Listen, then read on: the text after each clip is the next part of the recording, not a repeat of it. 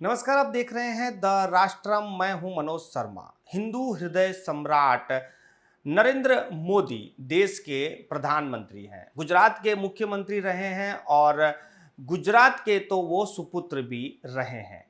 फिर क्या ऐसी बात हो गई कि गुजरात की धरती पर ही एक बाबा ने हिंदू राष्ट्र बनाने की बात कर दी है और बात सिर्फ भारत की नहीं, पाकिस्तान की भी कर दी है। क्या प्रधानमंत्री ये काम नहीं कर सकते हैं कि एक बाबा को ये चैलेंज लेना पड़ा है? भारत में ऐसे बाबा समय समय पर आते रहते हैं। 2014 के पहले भी एक ऐसे ही एक बाबा आए थे और उन्होंने पेट्रोल 35 रुपए से 40 रुपए करने का वादा देश को कर दिया था। ब्लैक मनी आएगी और देश में खुशहाली आएगी। आज जब उस बाबा से ये पूछा जाता है कि बाबा जी पेट्रोल सस्ता क्यों नहीं हुआ, तो बाबा जी ने साफ कह दिया कि क्या मेरी पूंछ फाड़ेंगे।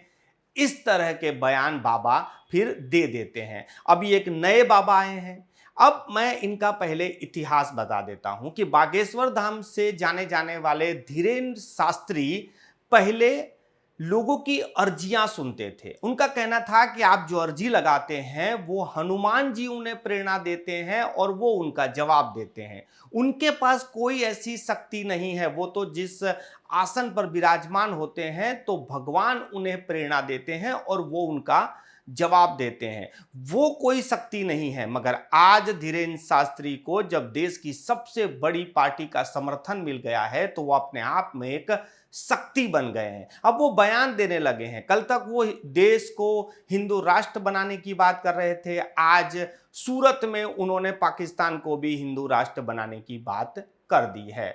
2014 में जब भारत के लोगों ने भारतीय जनता पार्टी को वोट दिया था और प्रधानमंत्री नरेंद्र मोदी पर जब विश्वास किया था, आप यकीन मानिए जिन लोगों ने मत दिया था या जिन लोगों ने मत नहीं दिया था, वो सभी लोग ये आश्वस्त थे कि देश के प्रधानमंत्री नरेंद्र मोदी पाकिस्तान को सबक सिखाएंगे। समय समय पर पाकिस्तान को सबक सिखाया भी गया भारतीय जनता पार्टी के कहने के अनुसार। 2 बार तो स्ट्राइक भी कर दी, एक बार एयर स्ट्राइक कर दी, एक बार सर्जिकल स्ट्राइक कर दी। और पाकिस्तान को तो प्रधानमंत्री नरेंद्र मोदी ने साफ साफ शब्दों में कह दिया है कि हम ना आंख झुकाकर बात करते हैं और ना आंख उठाकर बात करते हैं, हम आंख से आंख मिलाकर बात करते हैं और ऐसी कोई भी दुस्साहस किया तो उन्हें करारा जवाब मिलेगा।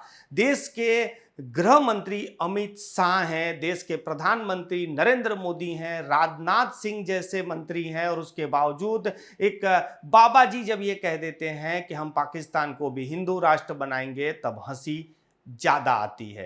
क्या भारत सरकार सशक्त नहीं है? क्या भारत सरकार ये काम नहीं कर सकती है? भारत की संसद नहीं कर सकती है कि एक बाबा करेंगे? ये बाबा किन लोगों को तैयार कर रहे हैं? सूरत में जिस तरह से बाबा जी ने बयान दिया कि गुजरात के लोग यदि तिलक लगाकर घूमने लगेंगे तो हिंदू राष्ट्र बन जाएगा। बाबा जी, तिलक लगाने से हिंदू राष्ट्र कैसे बनेगा? और आप ये बात कर ही क्यों रहे हैं? सबसे बड़ी बात तो ये है, क्या बाबा जी को मंच तैयार करके दिया गया है? क्या बाबा जी का इस्तेमाल हो रहा है? क्योंकि हम यदि इतिहास में देखें तो ऐसे बाबा समय समय पर आए हैं जिन्होंने राजकीय दलों का समर्थन किया है या राजकीय दलों ने उनका समर्थन किया है, मगर आज वो बाबा कहाँ है ये कोई नहीं जानता है। कोई बाबा जेल में है तो कोई बाबा विदेश में भाग गए हैं, कुछ बाबा तो अब चुप्पी साध लिए हैं। ऐसे ही एक नए बाबा अब धीरेन्द्र शास्त्री मैदान में आ गए हैं। जब सबसे पहले सोशल मीडिया पर उनके वीडियो देखे गए थे तो वो लोगों के शरीर में से भूत निकाल रहे थे। उनका कहना था कि मैं कुछ नहीं करता हूं, ये तो हनुमान जी को अर्जी आती है और हनुमान जी उन्हें प्रेरणा देते हैं, वो बजरंग बली के भक्त हैं। मगर अब धीरेन्द्र शास्त्री आध्यात्मिक बातें ना कर कर राष्ट्रवाद की ओर मुड़ चुके हैं। अब वो जहां भी जाते हैं तो वो राष्ट्र की बात करते हैं, राष्ट्रवाद की बात करते हैं, हिंदू राष्ट्र की बात करते हैं और इन्हीं बातों को लेकर बाबा जी अब सुर्खियों में लगे हुए हैं।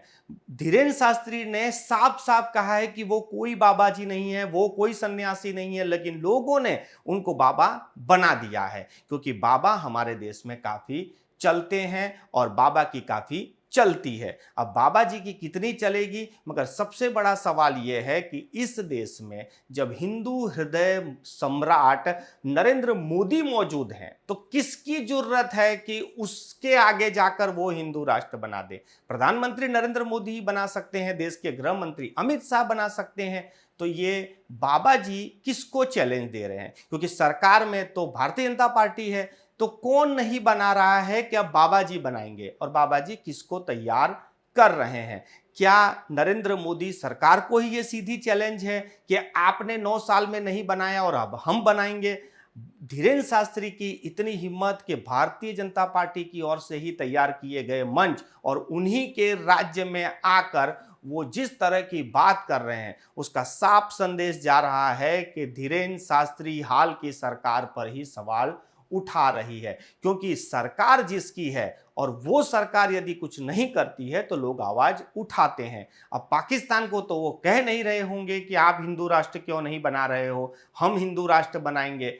धीरेन्द्र शास्त्री को ये स्क्रिप्ट कहाँ से आ रही है, धीरेन्द्र शास्त्री ऐसी स्क्रिप्ट कैसे बोल रहे हैं, इस पर सभी को सोचना चाहिए। मगर मैं साफ कह देता हूं कि मुझे नरेंद्र मोदी पर पूरा भरोसा है, देश के गृह मंत्री पर पूरा भरोसा है कि उनसे बड़ा ना कोई हिंदू है ना कोई राष्ट्र भक्त है।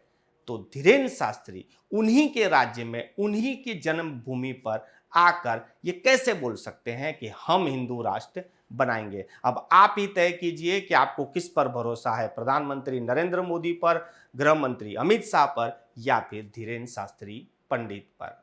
आपकी राय हमें कमेंट बॉक्स में जरूर से बताएं।